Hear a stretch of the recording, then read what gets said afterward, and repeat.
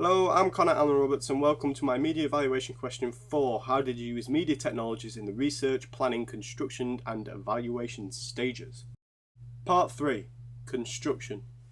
Throughout my construction stages, I used many advanced technologies to create my music video and ancillary products. These technologies took skill and patience to learn how to use, even the technologies I had already used in my AS coursework, such as Photoshop. Firstly, I filmed my music video using a Canon MD101 video camera and a camera frame for shots that required a more steady hand. Using the exposure feature, we were able to adjust the lighting effects of the footage, which was especially helpful during outside filming, and helped us film shots such as this. Will you right back or forget me? Walk my sidelines, you could show me. The Steadicam frame also allowed me to film difficult tracking shots in different high and low angle scenes, which would otherwise be shaky and difficult to film without it. Shots such as these were made possible using the Steadicam frame.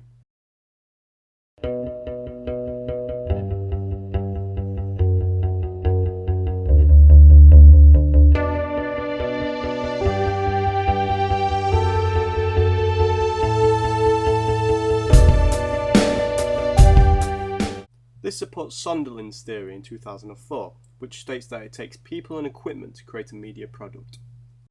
When taking photography for my ancillary product, I used a Canon DSLR digital camera and my own Canon PowerShot A3150IS digital camera. When taking my outdoor photography, I switched my camera to landscape mode to get the best quality out of my shots. I also switched the camera to nighttime mode and turned off the flash in order to create a dull, moody feeling to some of my shots that suited the connotations of my ancillary product, as well as to get the blurred lighting effect I used throughout my photography. This blurred lighting effect was used as a preferred meaning, as the moving light signified moving on and travel, which is what the song Already Blue was about. In some ways, it could be argued that this supports Bernard Burnham Buckingham's theory, which states that technology makes us more creative. One of the new technologies I had to learn to use was Adobe Premiere, a digital film editing software. With it, I edited footage and compiled it in order to create my music video. I did this by importing my footage by going to File and Import, which would then put my footage into the left-hand sidebar. From there, I could either click and drag certain parts of each filming session into the timeline using my mouse, or use the razor tool to cut up and divide the footage more precisely. From there, I could then click and drag footage across the timeline to wherever I wanted it. I used Adobe Premiere to apply special effects to my footage as well. For instance, by right-clicking segments of footage in the timeline, I could choose the duration or speed option and increase or decrease them to create fast and slow motion effects, respectively. I used slow motion a lot in my videos to create a dramatic, emotional effect to the movements of objects and actors. Walk my sidelines, you could show. Your feet are closed. Alternatively, I sped up footage by about 2 to 5 times to create a time-lapse effect, once again to communicate that connotation of moving forward to my audience, and of time passing by. I am no knight to.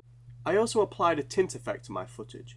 I did this by clicking and dragging the tint effect from the Effects drop-down menu onto my footage in the timeline, then choosing blue as the main colour.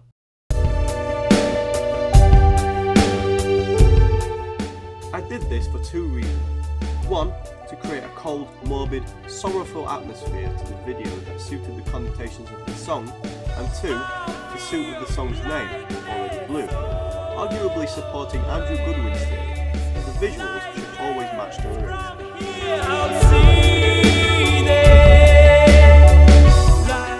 Another effect I applied to my footage was the paint bucket effect, which was found in the same drop-down menu as the tint effect.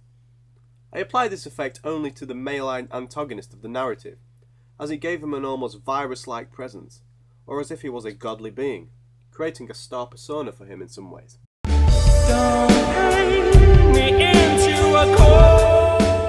Mixed with the low-key lighting that we were seeing, I felt that the paint bucket effect flickering on and off the antagonist's body would make him seem sinister.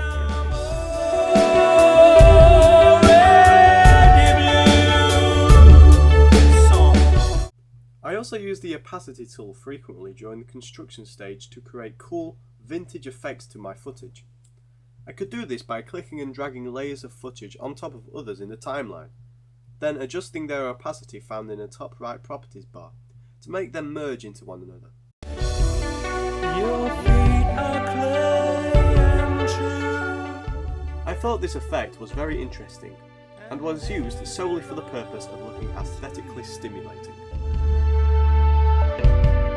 I am no knight To showcase my work and spread it to audiences, I uploaded my footage to YouTube, a free video streaming site that I could put my videos on. By using the upload button, I could upload my video online to distribute to a wider audience. I could then set the video to public and share it on my Facebook and Twitter accounts, distributing the video even wider to more varied audiences. And again, I also used WordPress to blog my video and ancillary products.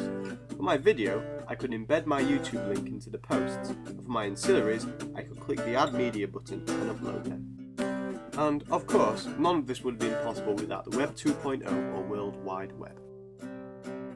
Thus, I have shown how I have used media technologies in the construction stage. Thanks for watching. Bye!